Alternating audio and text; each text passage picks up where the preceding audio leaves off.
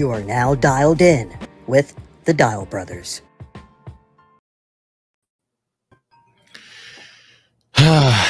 It is November 6th, 2024, the season finale, episode 40. Steven, how you doing? Why got you just rattled off? He said it is episode 40, season finale. What happened to bonus coverage? What happened to extra episodes? I mean, who knows what'll happen, but as of right now, this is it. We end in season one. You know, we thought was gonna be on a big crescendo of a certain type of shift in America, but you know, the people have spoken, and we're gonna talk about it today. Yeah, I mean that's the only thing you can do is talk about it. And some people woke up this morning thinking they would wake up. You know, when people woke up the next day in 2020, some things had changed. That is not the case. So if you fell asleep last night and then woke up thinking you were going to see some changes, you are rudely awakened if you're watching live with us. This is the season one finale of the Dialed In Show. First, before we get into the nitty gritty, I mean, 40 weeks in a row is impressive for us, Micah. Really, and technically, remember it's 41 weeks technically, but yeah, I am peacock proud, happy of us. That's what Dad would have said. Of us, I never would have made it, never would have guessed it. Good morning, everybody. Everybody, tell us good morning because we got something to talk about on today. But yeah, kudos to us. Clap it up for the Dial Brothers for 40. I about to say 40 years. 40. Hopefully, we still. How old will you be in 40 years? 70 something. Yeah, you might still be around. But look, but no, listen. This is such a more of just a Steven and Micah joke. Nobody else will probably find it to be funny. Our family track record ain't good. So, I mean, I don't know. Hey, our granddad is in his 80s. What you talking about? No, well, I'm talking about if you talk about on Daddy's side, it's not good. Yeah, his dad. His mom lived long. I'm talking about the men. I'm saying our grandfather died at 69. His siblings live long. But I'm just I was about to say something. But our grandfather died at 69. Daddy died at 59. So somebody yeah, look, this is going in the wrong direction. I'm scared as hell to see 49. Well, I'm gonna see it before you. So hey, good luck. Speaking. Look, y'all, we gonna this season finale. We're gonna joke. We're gonna laugh. We're gonna talk about some serious stuff. Then we're gonna get out of here. Man, the memes that I saw before going to bed about someone said, "So Jimmy Carter lived to see this." Jimmy Carter ain't know he voted anyway, so it's all good. Oh my goodness, it's all good. Oh man, your mom said, "Long life," and y'all granddaddy still here. We talking about mom's side. I mean, dad's side. I mean, if we talk about mom's side, yeah, they got longevity. Her grandma lives 105. Yeah. So. Yeah. So let's talk about it. First, what is your? You can be a little more. Oh yeah, I can say what I really feel. So what is your? And y'all can type in the chat and in the words of Micah, what is your reaction to last night?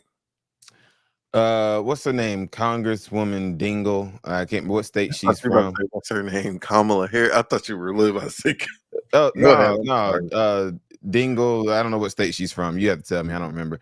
But she said she was nauseously optimistic. That's what she had been saying. And then last night, before stuff started going left, she said she was cautiously optimistic. For me, I think I am nauseously optimistic about the next 4 years. I think we're gonna be okay. It's disappointing more so. We can disagree on policy. I have absolutely no problem with that.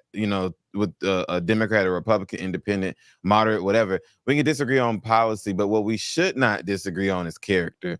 That's just so. I think last night, and we already knew this, but last night showed us and showed the world the character of America, and I think that's not good because we about to go back down. You know, certain decisions are going to be made for us internationally that, as far as our alliances and everything, I think might not be a good thing for us. But overall, we're gonna be okay. Look, you made money with Obama, made money with Trump, made money with Biden. We're gonna be okay. But it's disappointing. And now there's disappointments all across the country, but I'm talking about here in Metro Atlanta for me in DeKalb County, and I'm even get deeper on it in a second. But disappointed about these local races as well. Just last night was not a good night. Maybe you're not good at picking people. Is what? Well, you know what? You know what? I have to be careful with what I'm about to say. I tell you later. I tend to not pick the BSers, and so BSers are who win a lot of the time. And and I can say that because really last night, a lot of these elections, I'm talking about locally, nobody technically won, so they don't know who I'm calling a BSer. But they got to go to a runoff. Wow. They do runoffs in general elections? Had to have 51%. Oh, wow. Now that might just be a Georgia thing. But I know in primaries, but not runoff. I mean, not in general elections. Yep. Have to have 51%. And so they will, after Thanksgiving, be going back to the polls. But what are you, and you have to just speak on facts. You can't really share your opinion. So what's your... I can say that a bit shocked, and not necessarily because of the outcome. Shocked because of the outcome numbers. I don't think anyone in their heart of hearts predicted a blowout, regardless if you were for Donald Trump or for Kamala Harris. No one predicted a blowout. This was a blowout. Like, I'm not going to sugarcoat anything this morning for you guys. So if you got sensitivities around this race, then you might want to just log off. This was a blowout. Now, the reasoning can be for multiple reasons, and we'll get into that. But electoral college wise, it's a blowout, and this is going to be the first time since George Bush in 2004 that a Republican wins the popular vote. So I debated some friends this week who said, "Oh, we need to get rid of electoral college." That's a conversation for another day. But that conversation has been had because Democrats, for most of my life, and I'm talking to friends who are my age, Democrats have always won the popular vote. And so, you looking at it as, she would still win if she didn't win the popular vote. We can get into the details, but I'm trying to do it in layers. We can first start with... Whenever you're ready, I want to be... Is his name Jake Tapper? Yeah. I want to be Jake Tapper for just a second, but keep going. Go ahead. I got something special for you.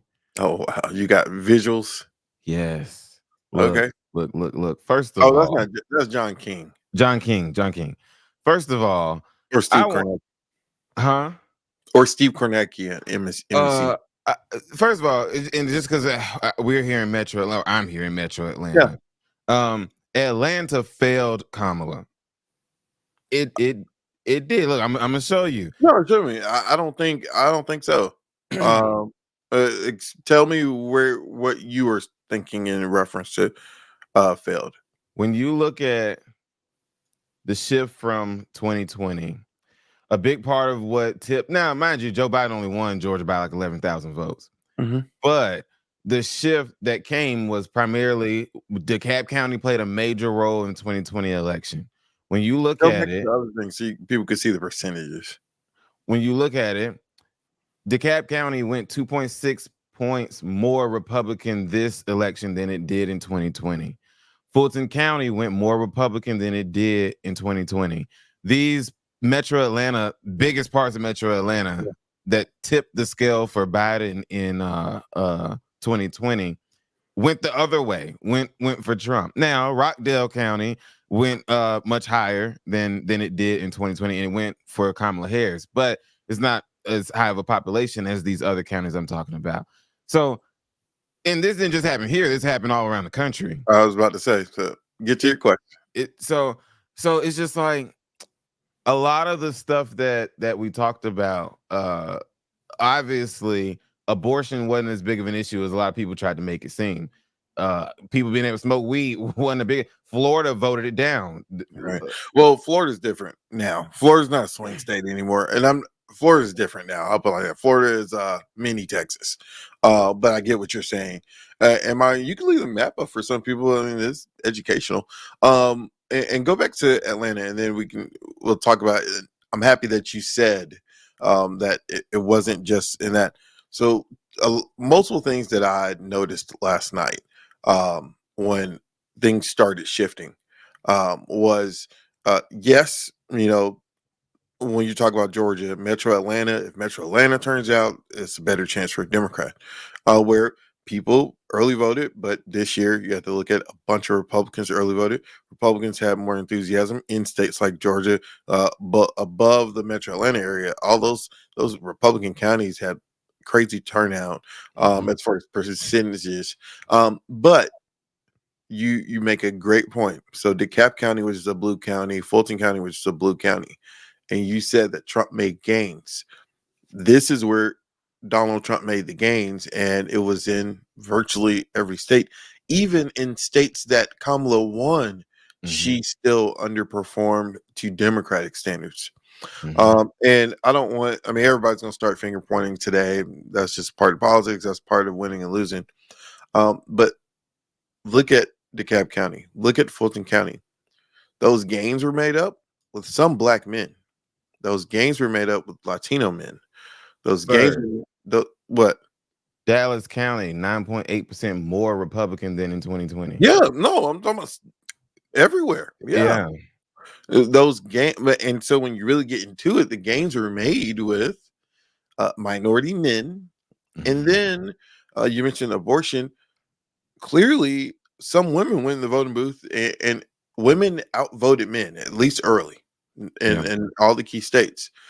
Some women went in the booth and said abortion is not the main thing that I'm going to vote on. And the Democrats and Colin Allred did it in Texas, and Kamala Harris did it nationwide. The Democrats were banking on the abortion outrage. Yeah. And I heard a commentator make a good point yesterday and said, now granted, before yesterday, when abortion was on these ballots in Kansas and other places that are red states, it passed. As far as them going against what Supreme Court initially set up the table for. Red Kansas, it passed. I think Ohio, it passed. But for yesterday, and a commentator said, think about it. I mean, if you were in a state, Pennsylvania, that has not extreme abortion laws, then you don't really, to be very honest, they kind of went in and said, I don't care about the abortion topic because they're fine. You know what I'm saying? If you look at Wisconsin, I mean, all of these states have Democrat governors. Some of them have Republican legislatures, but a lot of these states don't have the abortion ban that Texas has or that Georgia has. And so how they're looking at it is, I can still get access if it gets to that point in my life. So I think that was one thing. But Hispanic men and black men, I mean, some people laughed off the conversation when it started coming up about Trump making gains with black men. Now, some of this is for other reasons of some men do not think in the United States a woman can be the leader. That ain't got nothing to do with abortion or the economy. That has something to do with gender. And then my last thing, and I'll let you talk. I didn't notice it as much. I noticed it in the Ted Cruz Colin Allred race, but it wasn't until I went home last weekend that I noticed that the Trump campaign was playing this thing too. As much as Charlamagne God endorsed Kamala Harris, he helped take her down. The transgender sports ads, and I'm gonna choose my words wisely. Because there's a narrative about how people have voted and all that stuff, and then there's some fact. They used her words against her from when she ran the first time, coupled with Charlemagne the God, who some people in the black community see as an influential person. And so you got an ad running nonstop in states like Georgia and other states of him saying, "Hell no, I don't want my tax dollars to go to this." Yeah. I mean, and that wasn't even transgender sports. This is talking about prisons. So, and it's Yeah. interesting because most voters don't care about people in prisons.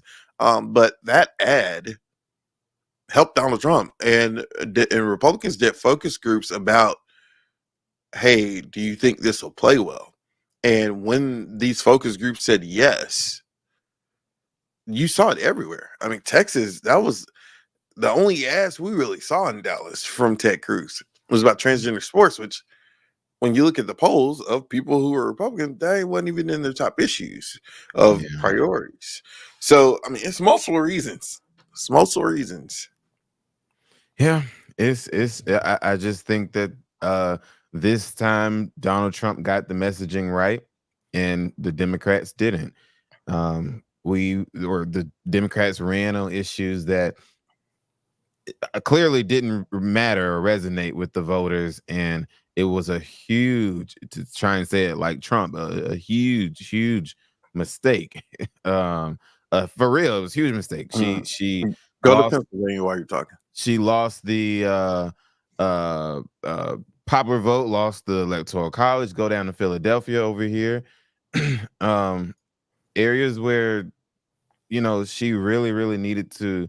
I want to go back to this shift from when you look at Philadelphia County, it shifted more Republican than it did in 2020. So it's just she was unsuccessful. Now let's say this: she was only in for 100 and something days at the top of the ticket. She ran a phenomenal campaign given the amount of time that she had. But I still don't think that's an excuse. But she ran a phenomenal campaign. The amount of money that she was able to bring in, which shows you that don't matter, that it didn't help her. I think that rural America, I know rural America showed out last night. Rural America made their voices heard, but really you kind of can't even say that, because what we just looked at, urban and suburban America did too. I'm saying for Donald Trump. It's more of a conversation of and the parties have kind of switched in a way, in terms of, Democrats for a while have been the party of the working man, of the person who's in a union, the person who has your average day job, and Democrats are going to have to do a reset just nationwide and in some states like Texas. I mean, Texas, like, it was bad. And Democrat hasn't won statewide in Texas in 30 years, but from top to bottom, it was just bad. But what I was about to say was the Democrat Party is more college educated now, and that really wasn't the case when Bill Clinton running. It wasn't so much people say the elites and stuff like that, but the majority of the people who showed up are not college educated, not calling them ignorant or anything like that. Don't want my words twisted. But when you look at the breakdown of voters and people in parties, there's college educated and there's non-college educated. There's, middle class, yada, yada, yada. And so we saw yesterday more response from people who don't fit the new Democrat mold as far as a party is concerned and who they're targeting. And then also, you have to keep in mind, and this harder too, and I mean, understandably, you don't want to throw the guy who got you there under the bus. I kind of had a back and forth last night on set about, one of our commentators said that, oh, well, she didn't talk about policy. She just talked about Trump. Trump didn't talk about policy either. We talked about tariffs, which, if anyone knows what tariffs are, that's going to raise prices for us, not for China or someone else. If you raise the price on the person who's bringing something in, they're going to pass that price down to the consumer. But I said that to say, when she was asked, what would you do different? And she said nothing. Yeah, on The View. Yeah. Then some voters are going to say, then why I'm going to elect you if you're going to do nothing different, or would have done nothing different? And they were looking for different, clearly. And so Donald Trump will be the second president in U.S. history to win 9 consecutive terms. Grover Cleveland did it long time ago, where he was president, then lost the election, and then won it again. And that's what Donald Trump is doing. Yeah. Hey, congratulations to him. Yeah, hey, like him or not, he won. They and the key thing is, and then we've been talking about the whole time, he was able to flip states, flip counties, flip stuff that Kamala Harris, all she had to do to a certain extent was replicate 2020, maintain what they won the last time. But she was unable to, and Trump was able to flip. You got a lot of reasons of why you can't. Just all you have to do is well, she's a woman. Yeah, I'm saying she's a woman. She's a woman of color. You gotta, regardless if the economy is better or not, if you got voters who think it's not, then that's gonna hurt you. And then you got the border issue. And then you got this transgender topic that they did focus groups and saw that it plays well, and it worked. Man, I cannot wait. You can take the map down now. 30 years from now to read the books about this period of time in American history. It is crazy, but I mean, hey, got to give it to him and to the Republicans. They did good. Now, I believe that Madam Vice President Kamala Harris, if she keeps her head down over the next couple of years, that she could come back in 2028, and she won't be running against Donald Trump. Obviously, can't run again, but I think she'd have a fighting chance. Not necessarily saying she would win, but I think she'd have a fighting chance, especially if nobody really tried to challenge her. But you know who I think might pop up? What that joker from Pennsylvania, right? Or where is it? The one who she didn't pick? Yeah, Shapiro. What was his name? I think Buddy gonna pop back up. And this is pure speculation. This ain't got no science to it. I guarantee I can almost, as of today, I can bet you that whoever the Democrat nominee is in 2028 will be a man, will be white, and will be of the heterosexual persuasion. Yeah. Like getting back to normal stuff. No more out the box. And it shows that, unfortunately, the United States of America is still not willing to elect a woman. We tried it with a white woman, tried it with the Donald Trump says she just became black, tried it with black Asian American woman. I don't know who else you tried with, maybe Hispanic or I don't know, but it didn't work. And I think now, because she lost, and she lost somewhat badly, I think all the stuff, I was trying to be nice. All the stuff that people said about her, about the way she laughed, about the way she talked, all this kind of stuff, kind of proves people's point that maybe she wasn't electable. And now, if we could go back and rewind, I don't know what episode, but I used to say, and I used to get flack for it, I used to say she's not a great candidate. I used to say that. No, but you also, and a Republican strategist on CNN made this good point to David Axelrod, and he was saying, now granted, listen to the whole comment I'm about to make. When Obama first started, he was losing. Yeah, but I'm saying you have to cut your teeth campaigning. Let's look at it. She ran for president the first time. She dropped out early, right? She only has run elections in Democrat states and districts and stuff, right? And so, and then this, she only had 100 or whatever days. And so, if you look at it, she didn't get time to. And so, it's not that she's just not a good candidate. This is something that's never happened before. Mm. And so Democrats went with what thought was best, and this is what happened. Now, I still think it's better than Joe Biden. Last night would have been even worse, I believe, if Joe Biden had been. Because last night was not good. Yeah, I think it would have just been a complete landslide if it had been Joe Biden. And there's just so much propaganda. Even the of two, I believe, of the 5 bomb threats in Atlanta last night, they said they believe came from Russia. The ignorance that exists amongst Trump's voters is just crazy. How do y'all, when you look at the facts, but they just believe whatever he tells them. When we look at the facts, how could you vote for him? It doesn't make sense. And then it's also a double standard too. I mean, and this ain't got nothing to do with her being black in the sense that what I'm about to say. We still have never in politics seen a candidate who gets like kind of forgiven so much. If Mitt Romney or George Bush, and I'm just talking about Republican candidates, if John McCain, if any other political candidate said the things that he said, their career would be over. And so we're just he is Teflon. He is. I mean, last night before I went to bed, I always, regardless of who wins, I stay up until the person speaks.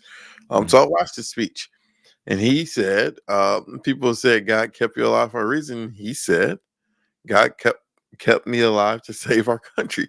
I mean, he does no wrong. And he's never checked on it. And then if you check him on it, you're called liberal.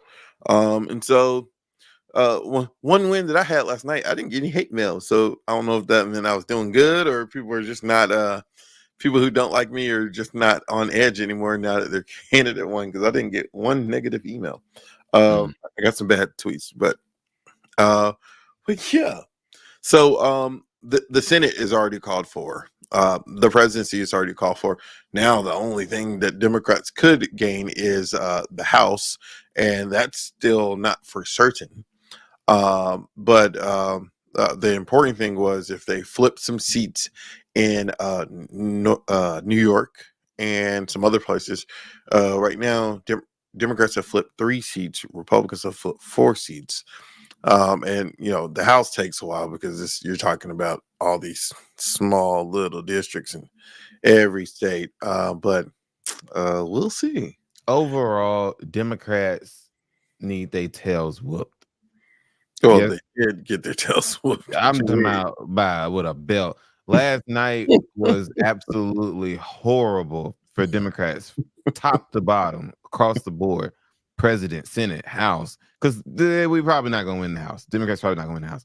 It's just, and if they don't, it'll be super close like it is right now.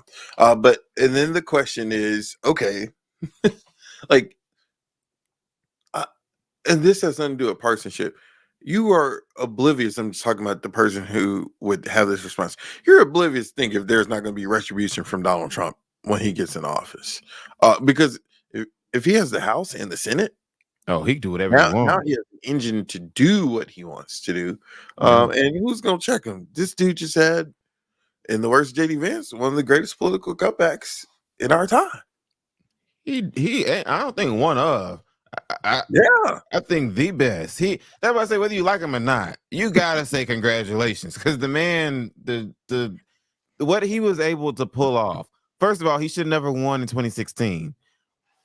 What he was able to pull off in 2016, then he lost in 2020, and to come back at 7, how old is he? 79, 78?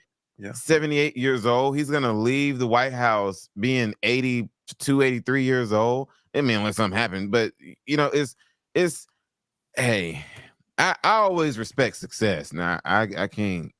America will turn 250 while he's president. I think that's what's and I'm surprised you haven't said it yet, because you've been pointing it out the whole time. Donald Trump will be inaugurated as the 47th president of the United States of America on Martin Luther King Day in 2025. Martin Luther the King Day is a fact. That's going to be interesting. It's gonna be now. One thing I will say, and someone said this last night before I went to sleep. One thing I will say, as much as Republicans are gonna take a victory lap today. It's gonna be, if you are easily triggered, then just put your phone down. But one thing you got to worry about is nobody storming the Capitol. I will say that. Oh man, nah, so we don't do nothing like that. I mean, Kamala Harris is going to certify the election like Al Gore did when he lost, and the world's going to go on. If Democrats win the House, which is not guaranteed, if Democrats win the House, Hakeem Jeffries will be the first Black Speaker of the House, but it's not going to happen. There you go with those first. Ashley said MLK will be rolling in his grave. Yeah. And I bet in his typical Donald Trump way, he's probably going to be so disrespectful on that day. In what way? Not necessarily as in like he's going to say something bad about MLK. I don't think he's going to do that. But as in like he's not going to say enough. In my opinion, he might say there's more people out here than the right. See, that would be insulting. Like, don't say that. It might be more people. This time, it actually might be. Right now, his folks gonna be there. Yeah, they're gonna be there. Now that last time they was lying, but this time I think right, like it's gonna be a victory. You know what I just thought of? There will be no way to quantify this unless someone had some really good research. You know the amount of hotel cancellations that are happening this morning. I almost last week finagled a way to try and book a room, and really I was gonna book one in Baltimore, and I told myself I would just drive down. I'm so glad I didn't do that. I'm so glad I didn't do that.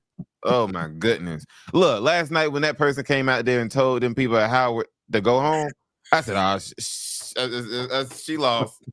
She lost. Now, one thing I will say, and look, this is a contact sport. You lost, you won, you won.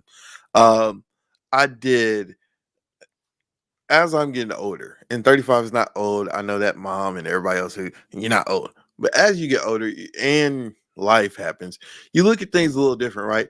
I saw a video on Instagram in the morning. Claflin students were walking to the polls in the rain, and I got like a little emotional in the car just because, and I ain't endured no slavery or segregation, but I just knew the significance of it, right? The one thing I will say, I felt so bad for all those kids standing outside Howard till midnight, thinking, something's going to happen. That sucks, especially if you're a student and you stand out there, like that's something you always going to remember.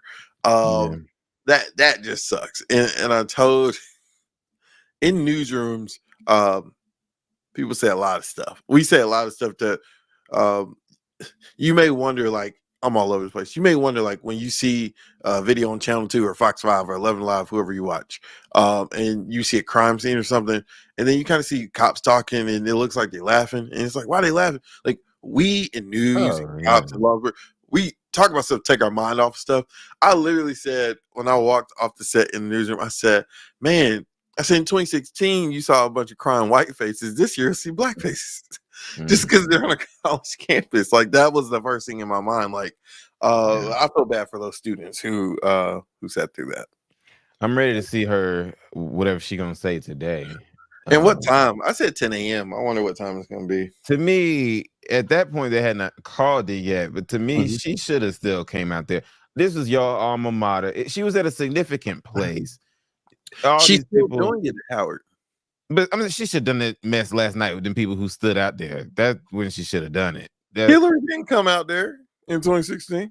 Wait, now Hillary was just bitter. She was very upset. That was different. Nobody thought Donald Trump was gonna win. That was different. This, we knew it was possible. We didn't want him to, but we knew it was possible. But she could even, she didn't have to give a full speech. She could have just said, we still waiting on more results. Thank you all so much for coming. This is my alma mater. I'm happy you came. I'll see y'all in the morning. Because some of them people, a lot of people, they're not going back today. I don't even know if she's doing it outside. She is. Mm-hmm. Well, he said, Cedric Richmond said right here tomorrow. They already got the stage up. And I guess the weather will be fine. Man, it's just, whew. Look, why? What? Why there ain't no picture of Joe Biden looking at TV or nothing? Because what do you need to show that for? No, I'm just saying. I want to. Where is he? When is he making a statement? He did his job. What you mean? I can't wait to see, because her. He's not gonna say something before her. Because he'll cuss and he'll have absolutely anything to lose at this point. Oh yeah, if I was him, I'm going balls to the walls. He don't have nothing to lose. I would do a address from the Oval Office tonight. Yeah. Oh, look, mommy tonight he's asleep. I would do an address from the Oval Office tonight if I was him. What you got? Your mom said? She said he's asleep. He's asleep right now. Yeah, probably. He really might be, because what's the point of him being up? Yeah, but would y'all be asleep? Yes. And remember, he's old. He's 80 something. But man, but you know what? I do hate it for him though, because people gonna blame him. Yeah, and he would have had. Oh, I mean, he still has a great legacy as far as what he's done for minorities. And what I mean by that is the role he played with Obama, the role he played with making Kamala Harris be vice president, his whole career about what he did for women. Now, don't go look at what he did for black folk early in his career, because it ain't there. but for women, if she could have won, it would have cemented him in history as being this champion for women and minorities. But now it's going to be, if he would have just dropped out, if he would have said he's going to be a one term and blah, blah, blah, blah. We can Monday morning quarterback all we want. That ain't going to change the results. I mean, if I was Joe, I'd be like, all right, y'all want a candidate who speak his mind? I'm about to speak my mind right now. And y'all all going to watch. I can't wait to see the inauguration. It's gonna be fun. But I'm just saying Democrats always have a lot more decorum than MAGA. I'm not gonna say than Republicans. I'm gonna say than MAGA, because I don't necessarily think they're the same thing. But every MAGA is a Republican, but not every Republican is a MAGA. That is true. So after Donald Trump goes through these next 4 years, I think the whole MAGA thing will prayerfully die out. Why would it die out if he won? No, I said after he's gonna have a MAGA apprentice. It's just gonna be. But I don't know if it'll be successful. I don't know if it'll be successful. Like you said, if we could put up a white heterosexual Jewish all that stuff man in 2028. I might not work. I think it will. Now, JD Vance is definitely going to run for president. Isn't JD Vance the heir apparent now? Yeah, he's going to run for president. And they already beat him up on what they could beat him up on. They're going to need new stuff, because clearly ain't going to work. North Carolina governor, Democrat beat the black guy who was running as a Republican. Oh yeah, but that was already predicted. Yeah, because didn't he do something with some porn or something? That he was going to lose before that. It was just, he was going to lose. And he did. Handily. Oh, and just pull up your map. Did Kari Lake lose? What's interesting is all these Republicans won these Senate seats, but for some reason people just do not like Kari Lake. Go to Senate in Arizona. Has it not been called yet? It's not been called right now. She's what does it look like? Yeah, she's gonna lose. Yeah, it's just people just must really not like Kari Lake. Yeah, it's just your boy Rick Scott won, which you knew that was gonna happen. But he might be the new Senate Majority Leader. John Cornyn is running for it, but John Cornyn, to some Republicans, to MAGA, may remind them of Mitch McConnell, who they're not too happy with anymore. So it might be. I think it might be Rick Scott. We'll wait and see. Yeah, it's just. Then Cardi B went live for a few minutes last night, talking about I really believed in her and she made me want to go vote. I wasn't gonna go vote. Yeah, she said that at the rally last week, or was it Monday or something? Did you see that mess Dr. Phil said? When? Yesterday, that really he didn't necessarily support Trump. He was mad that Kamala Harris denied an interview with him, and he was gonna go do the speech with whoever did the interview with him, whether it had been her or Donald Trump. It's like, that's just petty. Yeah, the trans lady won in what state was that? It was Northeast somewhere. The first openly trans. It always is funny to me when they use the word open, because there's been a gay. Well, that's what I'm going for. Yeah. Oh, but you're saying with trans? With trans, yeah. So look, I can see when they say first openly did they gay say senator. openly trans, or did they use a different word? I said, did they? I saw somebody, they said openly. Well, because in Texas, the woman who replaced Colin Allred is the first openly gay member of Congress from the South. Yeah, but clearly there's been gay members of Congress. Yeah, probably since George Washington. But listen, what I'm saying is, first openly trans. I think you say that to cover yourself. Who's secretly trans? That's what I want to know. You say that to cover yourself, because I mean, look at the Olympic debate. That the boxer, like they weren't trans. They were born with like whatever 2 chromosomes, whatever the chromosomes. I don't know science. But like they didn't become transgender. And so like they're just saying, when they said it, they just said that to cover themselves. Oh, and I can't think of what state, and I don't remember if it's Senate, or I think it was Senate. The first Korean American was elected to the Senate, I think. Senate or House. I don't remember which one. But House, because we have multiple we have had Korean Americans in Congress, I believe. Somewhere, but congratulations to Korean Americans in the United States, and to transgenders in the United States. So let's do this. As we round this out, what are some of your favorite memories from Dial In Show season 1? I wouldn't say memories, but what have you taken away from this journey that we've been on for 40 weeks, 40 weeks in a row? And we want to say thank you to all of y'all for this is something that Micah came up with in the immediate aftermath of our dad passing, and I just said okay, and Micah was gung-ho with getting equipment and doing this, and I have interesting conversations with people at work now who watch or see clips that I post, fraternity brothers who watch Travis is on, but other people. I mean, I'm at a fraternity event Sunday, and people were talking about the show. So what have you taken away from this experience? I think it's been cool. I'm not going to do it today, but one of these days I want to go back and kind of watch through the year, through some of the old ones, because it's cool to. I suggest. I mean, maybe everybody's not going to do this, but in some kind of way. And both me and you are a unique situation because, and I'm kind of going down a little tangent a little bit, but in a unique situation because you're on TV every day. I stand up and talk on camera every week. The point I'm trying to make is both of us have the luxury of being able to watch our lives progress, is what I'm trying to say. And this is another outlet for us to be able to do that. And so I think it's cool. Some people journal, some people have diary or whatever.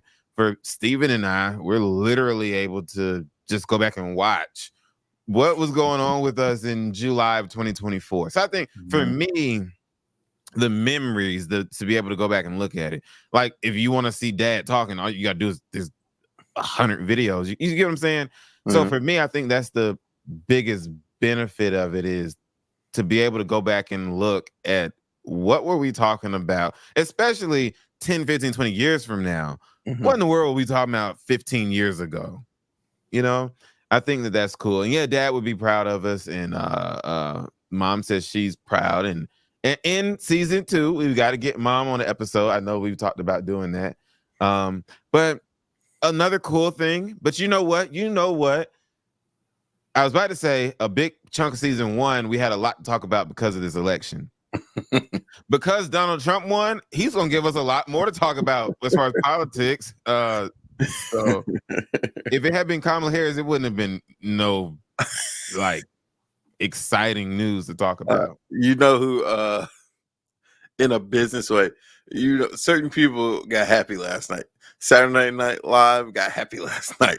Like, you know, I mean, now you know, press conferences are going to be interesting. Like White House press briefings, and then the conversation is, who is he going to pick to be in his cabinet? Because I mean, the first time, you know, those were, you know, like his politics or not, some sane, you know, respected people in different circles, and all those people have turned their back on him now. So who is going to make up the cabinet now? But no, I don't know how we're going to do this podcast thing. And, you know, I'm waking up a little earlier than you on this one day. But it's been good. And, you know, having conversations, and yeah, it's grown, and we're going to build upon it and make it better for next season. Next season, definitely. This is definitely the season finale, though. No bonus episode, folks. We need to do another photo shoot so we can change the cover to make it look more up to date. But yeah, I've enjoyed it. Favorite episode was Budget Airlines. I remember that. I remember y'all really getting on me for flying Spirit.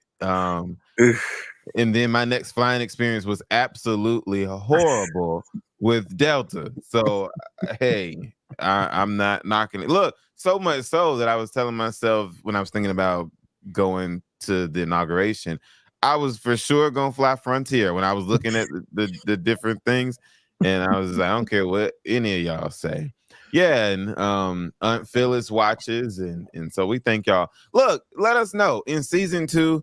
Do y'all want us to continue to go live every week, or do you want us to go back to the pre-recorded style? My vote is live, but but your vote is not. I don't have any problem with live. My problem is you don't go to other platforms, and we can lose viewership because there are people, Travis, you just forced to watch on YouTube, that want to listen and drive or work out and stuff, and not watch on YouTube. And granted, you can pull up YouTube and have it in your headphones and not look, but you know, that is the reason for a podcast. I can guarantee you all in season 2, every single week will be uploaded on podcast platforms. Travis said Frontier is crazy work. Look, it get me from here to where I'm trying to go. All of them is crazy. I don't know how he does it or did it. All of it is crazy work. It was, matter of fact, I think when I flew to Detroit, you did, but I think one of them, I flew on Frontier somewhere. You flew back Frontier. Yeah, and it was fine. At least you ain't try Allegiant. Are they out of business? No, they're not out of business. NFL Stadium is named Allegiant. Is lower than Spirit. It was when I worked in Jacksonville, Florida. I covered like an emergency landing once a month with Allegiant because their planes are just they get the planes that Delta and them get rid of. Yeah. But Spirit has never failed me. Hey, so Travis, you on with the Spirit too? Look, they get you from one place to another, just like the other people. So I don't knock it, but we had some pretty fun moments. I guess that's the one time I'm kind of like your dad when. So when I lived in Jacksonville, Florida, I would take the megabus from Florida to Atlanta, and Dad just was like, "Why won't you just drive?" Or is it like I would rather that. In Dad's terms in this thing, I would rather that paying the extra dollars. If I have the money, yes, but I'm saying I don't have the money, so you gotta go with what you can go with. But yeah, Luncheon Meat or Jimmy Carter book. I'm trying to remember what happened with Luncheon Meat. She's talking about eating lunch meat for breakfast, sandwich meat. Oh yeah. Jimmy Carter was. Look, and remember how both of us, or I'm gonna say me, because I think it was you too, didn't know that you weren't supposed to eat the red part on the bologna. I knew. I ain't know still done it. I didn't know that. Yeah. the live is cool. Look, people who lost elections last night, I texted them this morning, and they they lost or they're in a runoff, because that's different. This particular person just I did not know they did runoffs in general. This particular person just says me, no, he lost. He says, oh yeah, he's this district has uncertain times ahead. But yeah, it's been a cool 41 weeks in there. We went on a vacation. I don't know if next season we'll go on a trip or not. It's not been planned. So excuse me. Oh, you know, one thing, me sneezing just made me think about it. Well, I might be wrong on this, but I was about to say the entire 40 weeks we didn't get sick. I don't think. Okay. What does that mean? No, I just, when I sneezed, it made me think about it. It's like, you know, I don't think we never called out on y'all. That's what I'm trying to say. And man, that alarm, I don't set alarms, and I only set it for this show now. That alarm went off this morning, and I hit that snooze, and I was like, oh my, if I don't get up right now, I'm not gonna get up. Well, I'm so used to my alarm. I don't have alarms, but my alarm go off at 5 o'clock every morning, so I was up already. What be getting me now? The next season, I'm gonna have full setup to do this mess at home, without, you know, and make sure I got the right equipment, so no echo and all that kind of stuff.